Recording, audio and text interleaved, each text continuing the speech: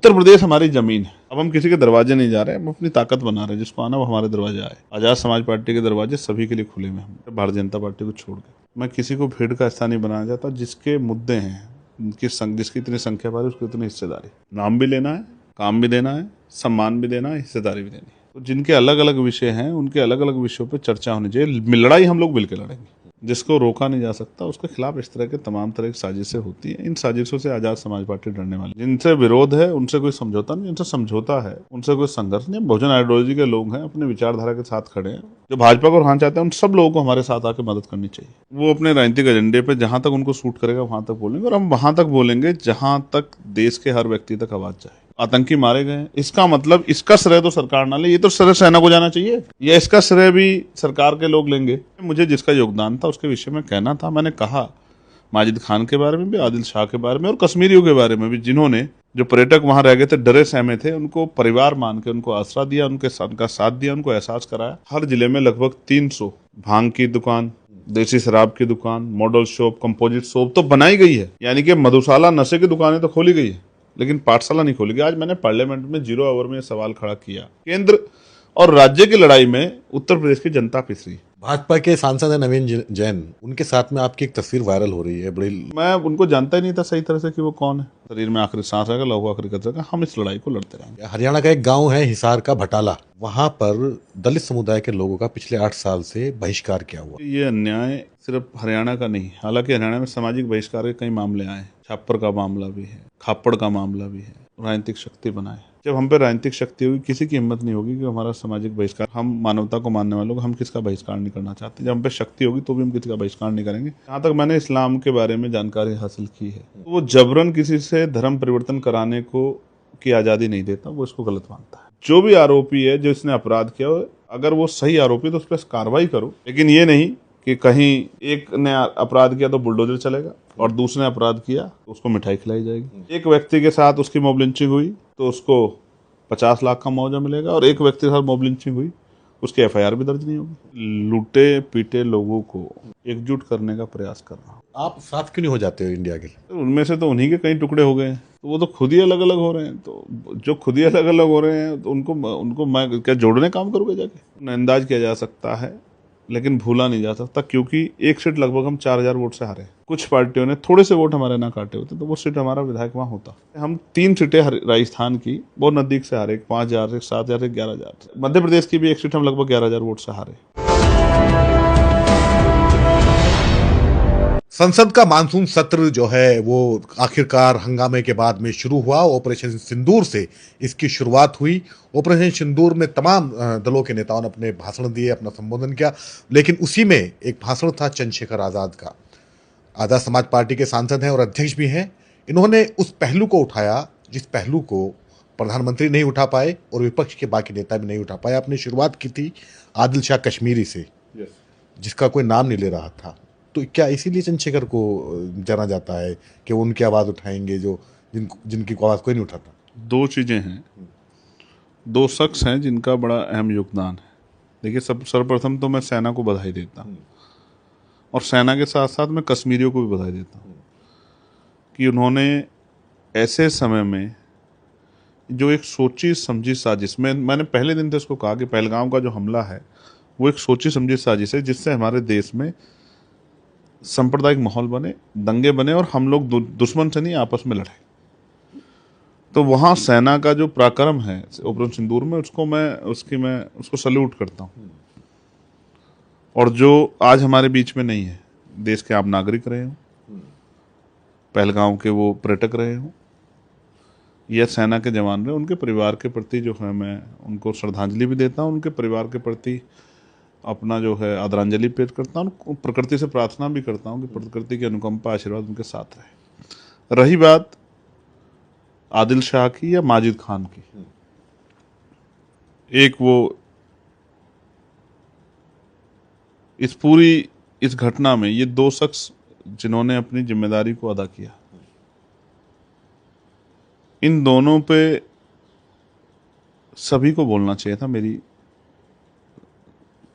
राय ये थी, लेकिन सब ने नहीं बोला, लेकिन मैं इसको जिम्मेदारी मानता हूँ, इसलिए मैंने माजिद खान का भी जिक्र किया और आदिल शाह का भी। पोनी ऑपरेटर का भी और ड्राइवर का भी, जिसने अपनी जान पर खेल के जो है उन हिंदू परिवारों को बचाने का प्रयास किया जो वहाँ पर्यटक के रूप में गए थे, जिन्होंने अपनी इंसानियत की जिम्मेदारी को अदा किया। मैंने पूछा कि सरकार उनको क्या सम्मान देगी। तो क्या ये जो गृह मंत्री हैं हमारे, उन्होंने जैसे नाम नहीं लिया, वो बार बार कहते रहे अपने संबोधन में धर्म पूछ कर मारा, रक्षा मंत्री ने भी कहा धर्म पूछ कर मारा, तो आप जो नाम ले रहे थे आप भी किसी चीज को साध रहे थे? नहीं नहीं नहीं, देखिए एक चीज़ समझिए, वो अपने राजनीतिक एजेंडे पे जहाँ तक उनको सूट करेगा वहाँ तक बोलेंगे, और हम वहाँ तक बोलेंगे जहाँ तक देश के हर व्यक्ति तक आवाज़ जाए, जिसका जितना योगदान है। जैसे मैंने सेना के सम्मान की बात की, आप देखिए जिस दिन डिबेट हो रही थी, चर्चा हो रही थी, उस दिन ऑपरेशन महादेव हुआ और सरकार का ये कहना था कि हमने उन तीनों, और इस पे गृह मंत्री जी ने अपनी तरफ से एविडेंस भी रखे कि उन तीनों पहलगांव के आतंकियों को हमने मार दिया। कई लोगों ने कई तरह के सवाल खड़े किए। मैंने कुछ दिन पहले अखबार में पढ़ा था कि पहलगांव का जो मुख्य आतंकी था सुफियान, वो पाकिस्तान में भाषण देता हुआ देखा गया और फिर उसके साथ ये हुआ। तो मैंने पार्लियामेंट से कहा कि अब तो सरकार यहाँ है और वहाँ आतंकी मारे गए, इसका मतलब इसका श्रेय तो सरकार ना ले, ये तो श्रेय सेना को जाना चाहिए, या इसका श्रेय भी सरकार के लोग लेंगे कि भाई हमने इनका योगदान क्या है। हमारे सेना की वीरता का कोई तोड़ ही नहीं। मैंने कहा कि अगर सेना को खुली छूट मिली होती तो शायद भविष्य में इस तरह का इतिहास, इस तरह की जो है लोग जानते पढ़ते कि शायद कोई दुश्मन हमारे लोगों पे आंख उठाने की हिम्मत नहीं कर पाता। इसलिए मुझे जिसका योगदान था उसके विषय में कहना था। मैंने कहा माजिद खान के बारे में भी, आदिल शाह के बारे में और कश्मीरियों के बारे में भी, जिन्होंने, जो पर्यटक वहां रह गए थे, डरे सहमे थे, उनको परिवार मान के उनको आसरा दिया, उनका साथ दिया, उनको एहसास कराया। और बाकी मीडिया ने और सत्ता के लोगों ने कितना प्रयास किया कि ये धर्म वाली बात आगे बढ़ जाए और इस तरह का एक माहौल खराब हो जाए, लेकिन देश की जनता को मैं बधाई दूंगा और विपक्ष को भी कि विपक्ष ने भी कोई राजनीतिक गलती नहीं की और ऐसे समय में एकजुट होकर सरकार के, सेना के साथ खड़ा होने का काम किया। कोई मौका नहीं दिया कि सरकार इस पर राजनीति कर पाए। आपको लगता है कि ये जो नाम था जो आपने लिए उन बचाने वाले उन दो लोगों के, वो नाम प्रधानमंत्री को लेने चाहिए थे ताकि देश को एक एकता का संदेश जाता, या रक्षा मंत्री, गृह मंत्री को भी लेने चाहिए थे? लेने चाहिए थे, उनकी तो ज़्यादा जिम्मेदारी थी, क्योंकि जो काम जो है भाई, ये जो फेलियर हुआ, सेना वहाँ मौके पर नहीं थी, सुरक्षा व्यवस्था वहाँ मौके पर नहीं थी, 1 घंटे तक पीड़ित वहाँ चिल्लाते रहे, कोई पूछने वाला नहीं आया, एम्बुलेंस नहीं पहुंची, तो ये जो फेलियर सरकार का था तो उन्हीं को जिम्मेदारी लेनी चाहिए थी। तो उनको उनके नाम भी लेने चाहिए जिन्होंने मदद की, जो फरिश्ते बन के जिन्होंने काम किया। आप बताओ, पूरे विपक्ष पक्ष में मुझे लगता है कश्मीरियों के बारे में किसने नहीं कहा कि कश्मीरियों ने कितनी बड़ी जो है जिम्मेदारी अदा की। और मैं धन्यवाद दूंगा उन तमाम लोगों का जिन्होंने समझदारी दिखाते हुए इस माहौल को जो बिगाड़ने का प्रयास किया उसको नहीं बिगड़ने दिया। तो उनको अपनी जिम्मेदारी का एहसास नहीं, मुझे तो है भाई, जिसने जो किया है वो कहने में किसी को डर नहीं लगना चाहिए। इसलिए मैंने कहा कि हर एक उस व्यक्ति का जिसका योगदान है इस पूरे अन्याय की जब चरम पे हुआ, वहाँ पराकाष्ठा लिखी गई, तो उन सबको उनका सम्मान होना चाहिए, उनका स्वागत होना चाहिए और देश को के उन वीर सपूतों को भी देश को जानना चाहिए। आपने 2 महीने पहले ट्वीट किया था कि मुगल सराय में जो दलित आबादी है वहाँ पे शराब का ठेका खोला जा रहा था, वहाँ पे महिलाएं उसका प्रदर्शन कर रही थी। आपने कहा था कि हमें अपनी बस्तियों में जो है स्कूल चाहिए, अच्छे संसाधन चाहिए, लेकिन सरकार स्कूल बंद करने जा रही है। कि आपने कहा था कि शराब खाने नहीं चाहिए, स्कूल चाहिए। नहीं, हमने कहा कि हमें पाठशाला चाहिए, मधुशाला नहीं चाहिए। आप ये समझिए, सरकार ने कहा कि हम 27,000 स्कूल जो है मर्ज कर रहे हैं, क्योंकि हम इनको कंपोजिट स्कूल बनाएंगे, एक में प्राइमरी, जूनियर, हाई स्कूल सब वहाँ बनेगा। लेकिन सरकार ने कोई नया स्कूल नहीं बनाया। आपके पास भी जानकारी नहीं होगी, आप लगातार सक्रिय मीडिया में हैं, लेकिन मेरे पास ग्राउंड रिपोर्ट है कि हर जिले में लगभग 300 भांग की दुकान, देसी शराब की दुकान, मॉडल शॉप, कंपोजिट शॉप तो बनाई गई है, 300 के लगभग सबको मिला के। यानी कि मधुशाला, नशे की दुकानें तो खोली गई है, लेकिन पाठशाला नहीं खोली गई। आज मैंने पार्लियामेंट में 0 आवर में सवाल खड़ा किया, तख्ती लेके भी सवाल खड़ा किया जब हाउस नहीं चल रहा था। मैंने कहा कि कॉन्स्टिट्यूशन का जो आर्टिकल 21 है वो ये अधिकार देता है कक्षा 6 से लेकर उम्र 6 वर्ष से लेकर 14 वर्ष के बच्चों को, कि उनको मुफ्त शिक्षा और अच्छी शिक्षा उनका मूलभूत अधिकार है, मिलना चाहिए। और अगर आपको जानकारी देश को अगर लेनी है मुझसे, तो मैं ये भी बताना चाहता हूँ कि जो शिक्षा का अधिकार है और जो शिक्षा जो विषय है वो समवर्ती सूची का विषय है। समवर्ती सूची यानी कि उस पर राज्य और केंद्र दोनों कानून बना सकते हैं। कॉन्स्टिट्यूशन का आर्टिकल 254 ने कहता है कि जब राज्य और केंद्र के कानूनों में टकराव हो तो केंद्र के कानून को मानना अनिवार्य होगा। तो 2009 में राइट टू एजुकेशन कानून बना, जो कहता है कि 1 किलोमीटर से दूर के अंदर स्कूल होना ही चाहिए। आप तो 3 किलो 4 किलोमीटर दूर कर दिया, तो यानी कि आप केंद्र और राज्य की लड़ाई में उत्तर प्रदेश की जनता पिस रही। इसलिए मैंने आज प्रधानमंत्री से मांग की है कि वो हमारे स्कूल बचाएं, हमारे बच्चों का भविष्य बचाएं, क्योंकि स्कूलों में कमजोर वर्गों में SC ST OBC मुस्लिम्स और अन्य जो आर्थिक रूप से कमजोर वर्ग के लोग गांव में रहते हैं, उन्हीं के बच्चे पढ़ते हैं। और शिक्षा बाबा साहब अम्बेडकर ने कहा हमारा हथियार है, इस हथियार को किसी भी कीमत पे हम लोग छीनने नहीं देंगे। इसलिए मैंने प्रधानमंत्री से अपील की और सरकार को चेतावनी दी, उत्तर प्रदेश सरकार को, सदन के माध्यम से, चेयर के माध्यम से, कि अगर सरकार ने ये शिक्षा विरोधी नीति, गरीब विरोधी नीति, अपनी जन विरोधी नीति बंद नहीं की तो इसका मुकाबला हम सड़कों पर करेंगे। चेतावनी मैंने आज उत्तर प्रदेश की सरकार को दी। सड़कों की बात आप कर रहे हैं, आप सम्मेलन कर रहे हैं जगह जगह पूरे उत्तर प्रदेश में घूम घूम कर, प्रबुद्ध सम्मेलन कर रहे हैं, मुस्लिम सम्मेलन करना आपने शुरू कर दिया, किसकी टेंशन बढ़ा रहे हैं? नहीं, मैं टेंशन कम कर रहा हूँ उन लोगों की जिनको लगता था कि राजनीति में हमारी बात बहुत पीछे चली गई, जो निराश होकर घर बैठे, उनकी टेंशन कम कर रहा हूँ और देश प्रदेश के हक वंचित बहुजन समाज के लोगों की मदद कर रहा हूँ,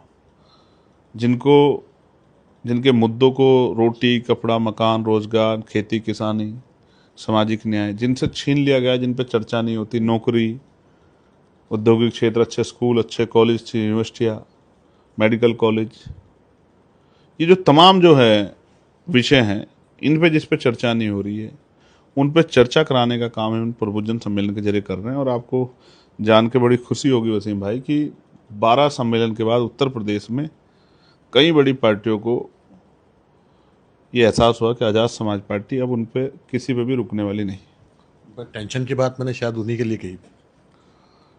अब यानी कि उनको टेंशन, आप जो है मतलब मैं तो उनकी मदद कर रहा हूँ, जो काम वो नहीं कर सकते। उनको पिछली बार अलायंस हुए, वो चुनाव लड़े 22 में, सारी पार्टियां चुनाव लड़ी, क्या परिणाम आए आप देखिए। उत्तर प्रदेश में हम लोकसभा में 2 सीटों पर लड़े, देखिए हमारे परिणाम 50% के परिणाम है हमारे। 1 सीट जीते, 1 में 80,000 ज़्यादा वोट ली। ठीक है, अगर जहाँ 80,000 वोट ली गई है, वहाँ अगर लोग हमारी बात को और मजबूत कर देते तो वहाँ भी हम लोग जीतते। तो हमारा विनिंग परसेंटेज देखिए 50% है, यानी कि अगर हम 403 सीटें लड़ते हैं तो हम 200 के लगभग सीटें जीतते हैं, तो फिर सरकार किसकी बनेगी उत्तर प्रदेश में? आज़ाद समाज पार्टी की बनेगी। तो हम तो उनकी मदद कर रहे हैं, जो लोग भाजपा को हराना चाहते हैं। जो भाजपा को हराना चाहते हैं उन सब लोगों को हमारे साथ आकर मदद करनी चाहिए। भाजपा को जो हराना चाहते हैं। यस।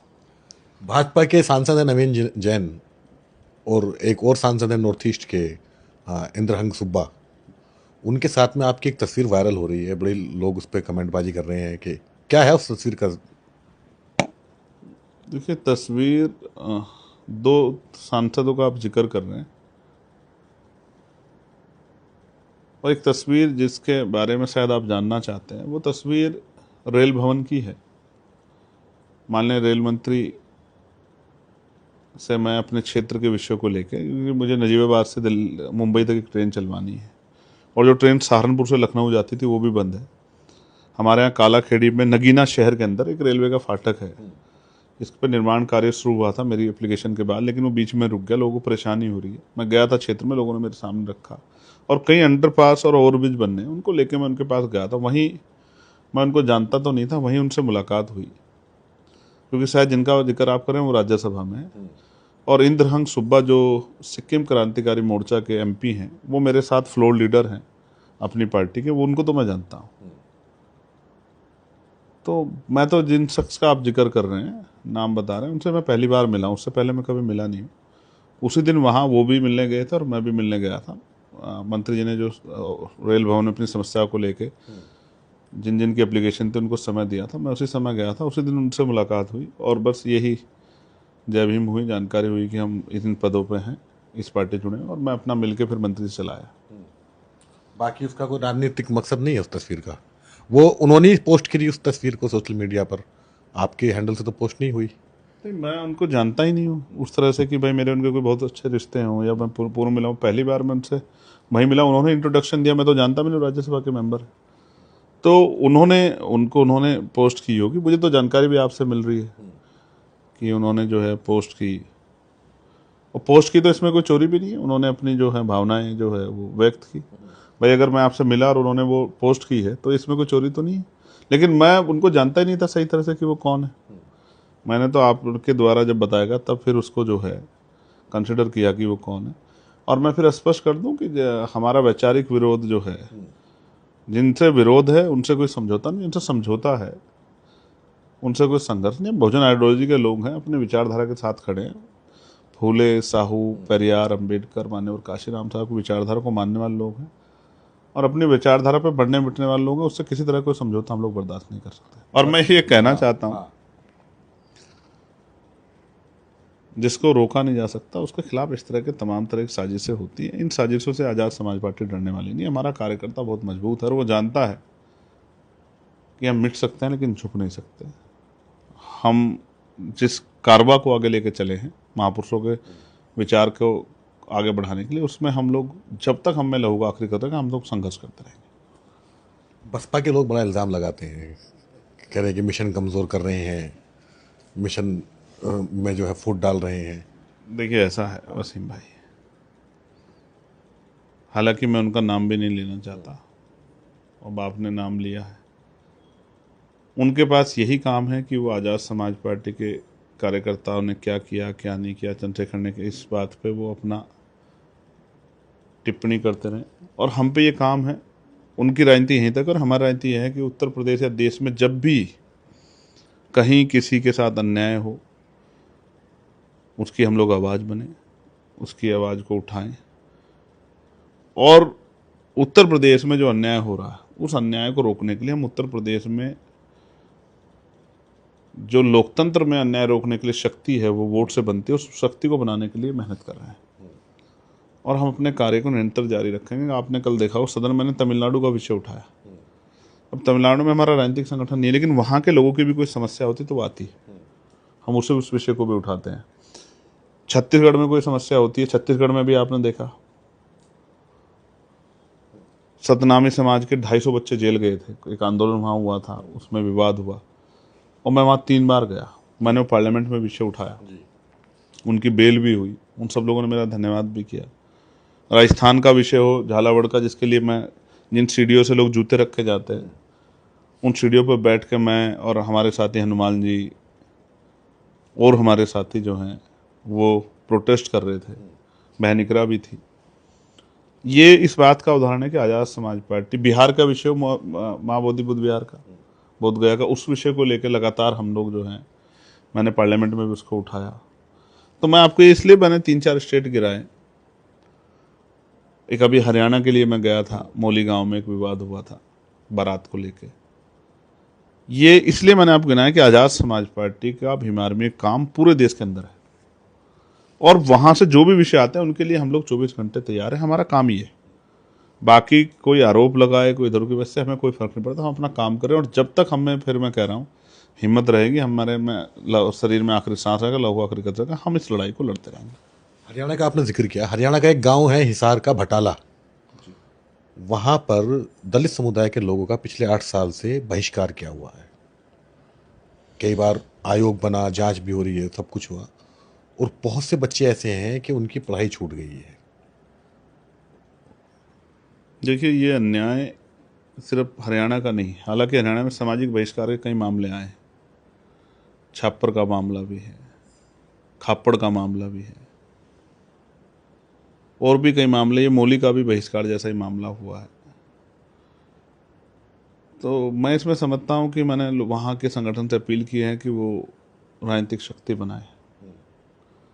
जब हम पे राजनीतिक शक्ति होगी, किसी की हिम्मत नहीं होगी कि हमारा सामाजिक बहिष्कार है, क्योंकि संविधान हमें इतनी शक्ति देता है कि वो हमें अवसर की समता देता है, समानता का अधिकार देता है, शिक्षा लेने का, नौकरी रोजगार करने का, आगे बढ़ने का तमाम अधिकार देता है। बस हम अगर अपनी वोट की वैल्यू समझ के राजनीतिक शक्ति बना लें तो किसी की हिम्मत नहीं पड़ेगी कि वो हम पे अन्याय कर सके, हमारा बहिष्कार कर सके। और हम मानवता को मानने वाले लोग, हम किसका बहिष्कार नहीं करना चाहते। जब हम पे शक्ति होगी तो भी हम किसी का बहिष्कार नहीं करेंगे।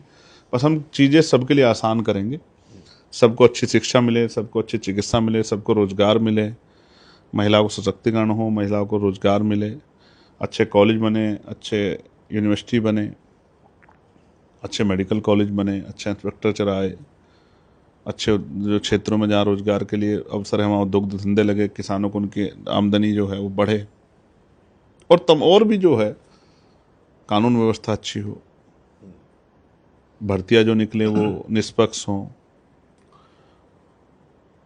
जुल्म जाति जो हो रही है दलितों, पिछड़ों, मुसलमानों पे, ये रुके, कानून का राज स्थापित हो, बैकलॉग भरा जाए, लोगों के जीवन में खुशहाली आए, उनके आंसू जो हैं वो उनके आंसू उनकी आंखों से दूर हों और उनके चेहरे पे ऐसे आए, इसीलिए हम लोग काम कर रहे हैं। अच्छा, उत्तर प्रदेश में धर्मांतरण का बड़ा मामला चल रहा है। एक छांगुर बाबा हैं, उसके बाद में फिर एक और है, फिर आगरा का मामला आया, फिर एक और आपने भी ट्वीट किया था कि उन्हें फंसाया जा रहा है जौनपुर का। एक क्या है ये हकीकत? देखिए, कुछ मामलों में कुछ लोगों द्वारा इस तरह का संगठित अपराध किया गया है और कुछ जगह इनकी वजह से निर्दोष लोग जो है, जो राजनीतिक कारण से या गांव में किसी विवाद कारण, ऐसे लोगों को भी निशाना बनाया जा रहा है। जिन लोगों ने जानबूझ के किया है उनके प्रति मेरी कोई संवेदना नहीं, उन पर तो इतनी सख्त कार्रवाई होनी चाहिए। क्योंकि जहां तक मैंने इस्लाम के बारे में जानकारी हासिल की है तो वो जबरन किसी से धर्म परिवर्तन कराने को की आज़ादी नहीं देता, वो इसको गलत मानता है। आप मुझसे बेहतर इस विषय को जानते होंगे, हो सकता है अगर मैं कोई गलत कह रहा हूं तो आप मुझे बता दें। तो कोई जबरन इस काम को करा रहा है तो मैं उसको सही नहीं मानता, उस पर तो जो कानूनी कार्रवाई होनी चाहिए। लेकिन इसकी आड़ में निर्दोष लोगों पे जो है इल्जाम लगा के उनके साथ अन्याय करना, मैं इससे सहमत नहीं। इस पे मेरा सख्त रुख है कि कानून का सम्मान होना चाहिए, लेकिन कानून को हथियार बना के किसी निर्दोष के साथ अन्याय करना, अगर ऐसा कहीं मामला के सामने आता तो उसमें हम ये सोच कर कि वोट का नफा नुकसान होगा, इस बात को नहीं सोचते, फिर हम उस पर आवाज उठाते। अगर कहीं आरोपी मुस्लिम है, कोई मुस्लिम आरोपी द्वारा कोई घटना की गई, तो हमारे ये नहीं है कि राजनीतिक वजह से हम कहें कि भाई उसको छोड़ दो। जो भी आरोपी है, जो इसने अपराध किया, अगर वो सही आरोपी तो उस पर कार्रवाई करो जो कानून सम्मत बनती है। लेकिन ये नहीं कि कहीं एक ने अपराध किया तो बुलडोजर चलेगा और दूसरे ने अपराध किया तो उसको मिठाई खिलाई जाएगी। एक व्यक्ति के साथ उसकी मॉब लिंचिंग हुई तो उसको 50 लाख का मुआवजा मिलेगा, और एक व्यक्ति के साथ मॉब लिंचिंग हुई उसकी FIR भी दर्ज नहीं होगी। ये जो कानून के साथ भेदभाव लोग धर्म के आधार पर, जाति के आधार पर, इस पर मेरा विरोध है। कई बार सरकार ने मुआवजे के आधार पर जो गैर बराबरी की है, ये गलत है, ये नहीं होना चाहिए। अच्छा, लखनऊ में आपने जो सम्मेलन किया था उसकी चर्चा काफ़ी रही जी। ख़ासतौर से राजनीतिक गलियारे में कहा कि ये जो है एक नया अलायंस बनाने की कोशिश कर रहे हैं। आप भी खुलकर बोल गए वहाँ पर, आपने भी उस घटना का जिक्र किया, आलम बदी साहब वाली। और इसके बाद में फिर जो चर्चा चलता रहा है जिस तरह से, तो ये क्या मतलब, ये मुस्लिम सम्मेलन, प्रबुद्ध सम्मेलन एक जगह नहीं हो सकते सारे मिल करके? देखिए, लूटे पीटे लोगों को एकजुट करने का प्रयास कर रहा हूं कि आगे वो ना लूटें और उनके साथ ही लूटपाट बंद हो। धीरे धीरे से ही मेरी बात लोगों को समझ में आएगी। एकता में शक्ति है। मैं किसी को भीड़ का हिस्सा नहीं बनाना चाहता। जिसके मुद्दे हैं, जिसकी इतनी संख्या पर उसकी उतनी हिस्सेदारी। तो जिनके अलग अलग विषय हैं उनके अलग अलग विषयों पर चर्चा होनी चाहिए। लड़ाई हम लोग मिलकर लड़ेंगे। जैसे अगर मैं महिलाओं का सम्मेलन बुलाऊं तो अब कहो कि भाई महिलाओं का सम्मेलन अलग क्यों, इसको भी साथ ही ले लो। तो मेरा कहना यह है कि जैसे महिलाओं के मुद्दे हैं उन पर चर्चा महिला नेता द्वारा हो सकती है। जैसे अभी महिला सम्मेलन हम लोग करेंगे, पूरे मंच पे मैक्सिमम महिलाएं रहेंगी, जिससे महिलाएं अपनी बात कहें और उनको मीडिया के द्वारा कंसिडर किया जाए, उनको सरकारों तक पहुँचे, उनको किस तरह का समस्या का सामना। जैसे स्कूल बंद किए हैं तो बच्चियाँ आए, क्या वो पढ़ने के लिए 3 किलोमीटर कैसे जाएंगी? उनकी सुरक्षा की जिम्मेदारी कौन लेगा? यहाँ तो प्रदेश की राजधानी में बच्चे सुरक्षित नहीं है, कौन लेगा उनकी सुरक्षा की जिम्मेदारी? क्या उनके माँ बाप ही छोड़ने जाए? क्यों कमज़ोर बनाना चाहते हैं हम लोग? क्यों कानून व्यवस्था तो अच्छी कर नहीं सकते? इसलिए जो है अभी जैन समाज के भी गिरनार की का एक बहुत बड़ा जो है मामला मेरे सामने है, उनसे भी बैठ के मैं चर्चा करूँगा। ईसाई समुदाय पे भी बहुत हमले हो रहे हैं, उनके चर्च पे भी हमले हो रहे हैं, उनकी जो वो धार्मिक आयोजन करते हैं उस पर भी जो है हमले हो रहे हैं, उनकी भी समस्या है। सिख भाइयों की भी समस्या है, बुद्धिस्ट भाइयों की भी समस्या है। तो जैसे अगर बोध गया को लेकर बौद्ध भाइयों का सम्मेलन होगा तो किसी को आपत्ति नहीं होनी चाहिए, सभी के सम्मेलन में सभी के मुद्दों पर चर्चा होनी चाहिए। मुसलमान को अछूत थोड़ा ही है। लेकिन नाम नहीं लेते ना लोग मुसलमानों का, आपके अलावा। ठीक है, ना नाम लेते हैं ना काम देते हैं। काम तो लेते हैं, वोट तो लेते हैं। नहीं नहीं, ना नाम लेते हैं ना काम देते हैं। हाँ। काम लेते जरूर, ये तो चला रहा है, यही तो बदलना है ना। नाम भी लेना है, काम भी देना है, सम्मान भी देना है, हिस्सेदारी भी देनी है। सिर्फ नाम ही लेके काम नहीं चलेगा। तो आप साथ क्यों नहीं हो जाते हो इंडिया के? इंडिया मेरा देश है यार, मैं उसके साथ हूं। इंडिया, जो इंडिया अलायंस है उसकी बात कर रहा हूँ। सर उनमें से तो उन्हीं के कई टुकड़े हो गए हैं, अभी शायद उससे आम आदमी पार्टी अलग हो गई है, तो वो तो खुद ही अलग अलग हो रहे हैं। तो जो खुद ही अलग अलग हो रहे हैं तो उनको मैं क्या जोड़ने काम करूँगा जाके? मैं फेविकोल बनूँ क्या? आप अलग अलग लड़ते हैं, आप महाराष्ट्र में अलग लड़े, अच्छा हरियाणा में अलग लड़े, अब यूपी में भी आप जो है पूरी दमखम लगाए हुए हैं। देखो, हरियाणा में हमारा उतना काम नहीं है, हमें वहाँ एक साथी की जरूरत थी लड़ने के लिए। महाराष्ट्र में हमने अलायंस के लिए प्रयास किए थे, वो कामयाब नहीं हो पाया क्योंकि कोई कुछ देना नहीं चाहता। तो महाराष्ट्र में हम 4-5 सीटों पे हमारी टीम लड़ी, और आपको अगर याद हो, इन 4-5 को नजरअंदाज किया जा सकता है लेकिन भूला नहीं जा सकता, क्योंकि एक सीट लगभग हम 4000 वोट से हारे। अमरावती। ये बात आप मानते हैं कि अगर कुछ पार्टियों ने थोड़े से वोट हमारे ना काटे होते तो वो सीट हमारा विधायक वहाँ होता। इसी तरह से हम 3 सीटें राजस्थान की बहुत नज़दीक से हारे, 5000 से, 7000 से, 11000 से। मध्य प्रदेश की भी एक सीट हम लगभग 11000 वोट से हारे,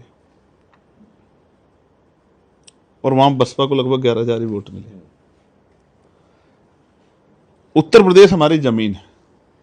उत्तर प्रदेश में जो संगठनात्मक शक्ति हमने तैयार की है, भाईचारा संगठन बना के, पार्टी का मेन संगठन बना के, यूथ का संगठन बना के, मिशन 78 के जरिए, कर्मचारी संगठनों के जरिए, अधिवक्ता मोर्चे के जरिए, उसकी गूंज ये है कि इन्हीं अलायंसों के बीच में एक सीट जो जिसपे मैं लड़ा हम जीत गए बहुत अच्छे मार्जिन से। जितने मार्जिन थे लगभग प्राइम मिनिस्टर जीते हैं, और दूसरी सीट पे हमें 80,000 ज़्यादा वोट मिले। अब आप देखना, तब से तो लगातार हम लोग सक्रिय हैं।